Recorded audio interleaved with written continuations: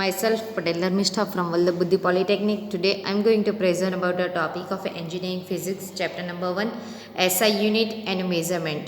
બરાબર. ફર્સ્ટ આપણે જોયું છે કે types of physical quantity depending on direction, જેમાં સ્કેલર ક્વોન્ટિટી અને વેક્ટર ક્વોન્ટિટી જોઈ છે. સ્કેલર ક્વોન્ટિટીમાં તમને કીધું છે કે ઓનલી મેગ્નિટ્યુડ ઉપર ડિપેન્ડેડ છે, જ્યારે વેક્ટર ક્વોન્ટિટી મેગ્નિટ્યુડ અને ડિરેક્શન માટે છે. સેકન્ડ થિયરી આપણે જોઈ છે તે એટલે કે સિસ્ટમ ઓફ યુનિટ, જેમાં આપણે જોઈ છે CGS અને MKS. તેના માટે 3 ફંડામેન્ટલ યુનિટ છે: લેન્થ, માસ અને ટાઈમ. બરાબર. તો તે પ્રમાણે આપણે CGS સિસ્ટમમાં જોઈએ તો સેન્ટીમીટર, ગ્રામ અને સેકન્ડ આવશે, અને MKS સિસ્ટમ આવશે મીટર, કિલોગ્રામ અને સેકન્ડ આવશે. બરાબર. ત્યાર પછી આપણે થિયરી જોઈ છે તે એટલે કે SI યુનિટ્સ.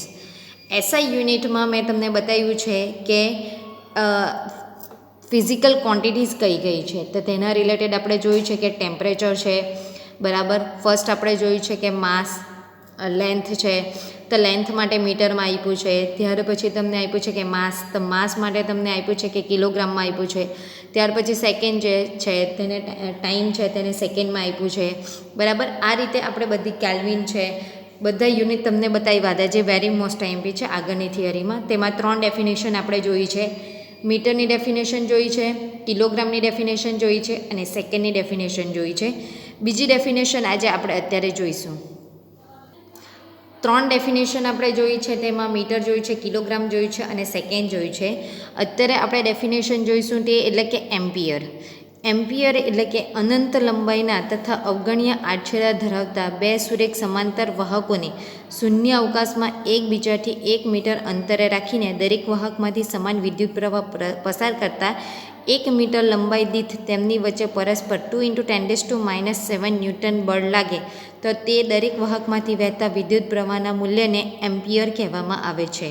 એટલે એમ્પિયરની ડેફિનેશનમાં તમને શું કીધું છે કે અનંત લંબાઈ છે. બરાબર. લંબાઈ ઇન્ફિનિટિવ છે કે જેના 2 આડછેડા એટલે કે ક્રોસ સેક્શન જે છે, 2 છેડા આ ધારો કે અનંત સુધી છે, તો તેના 2 ક્રોસ સેક્શન છે, તો તે વાહકમાંથી શૂન્ય અવકાશમાંથી એકબીજાને 1 મીટર ઉપર રાખીને દરેક વાહકમાંથી શું પાસ કરવામાં આવે છે? વિદ્યુત પ્રવાહ પાસ કરવામાં આવે છે. કેટલા?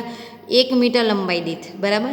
તો તેમાંથી તેમની પરસ્પર કેટલું લાગે? બળ 2 × 10⁻⁷ ન્યૂટન બળ લાગે.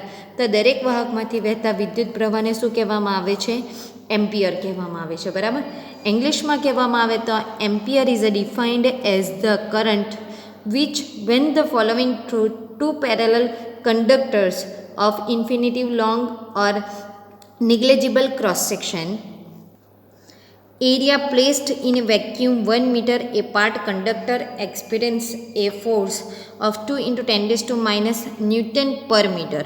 બરાબર. તો એમાં શું કીધું છે કે ampere is defined as a current which when the following through 2 parallel conductor આપેલા છે. બરાબર. 2 parallel conductor of infinitive long and negligible cross section area placed in vacuum 1 meter apart conductor experience a force of a 2 × 10⁻⁷ Newton per meter. It is called as a ampere. બરાબર. ત્યાર પછી definition આપી છે કે kelvin. કેલ્વિનની definition આપી છે કે પાણીના ટ્રિપલ પોઈન્ટના તાપમાન 1/273.16 ભાગને થર્મોડાયનેમિક માપક્રમ પરના સ્પર્શને 1 કેલ્વિન કહેવામાં આવે છે.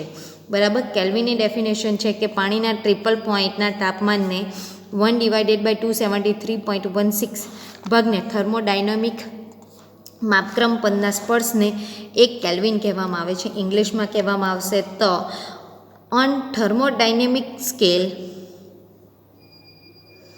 1/273.16 the part of temperature of triple point of water is defined to be 1°C Kelvin. બરાબર.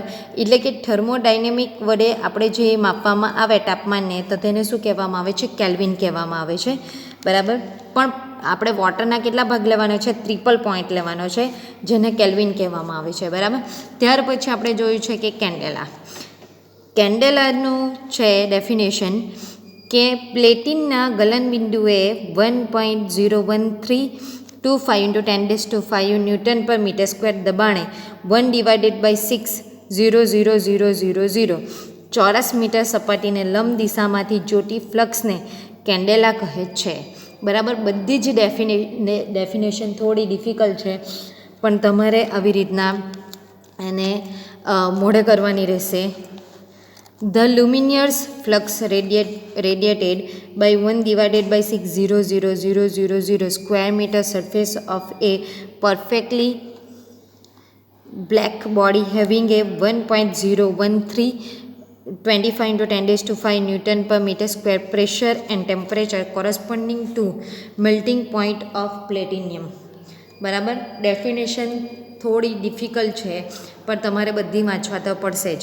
પ્લેટિનિયમના ગલનબિંદુને એટલે કે the luminous flux radiated by 1 divided by 600,000 square metre surface of a perfectly black body having a 1.01325 into 10 to 5 Newton per meter square pressure and temperature corresponding to melting point of platinum. બરાબર. It is called as a candela.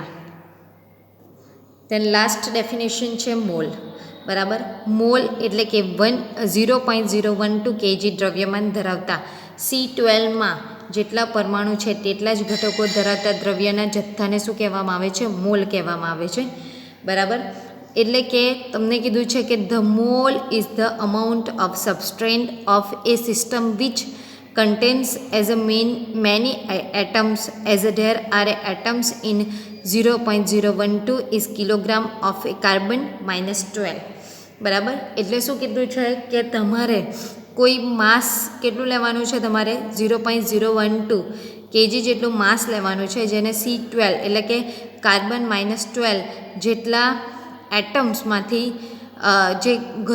જે એટલે કે જથ્થો જે વસ્તુ તૈયાર થાય છે, બરાબર, જે કન્ટેન્ટ્સ તૈયાર થાય છે, જેને શું કહેવામાં આવે છે? મોલ કહેવામાં આવે છે. બરાબર.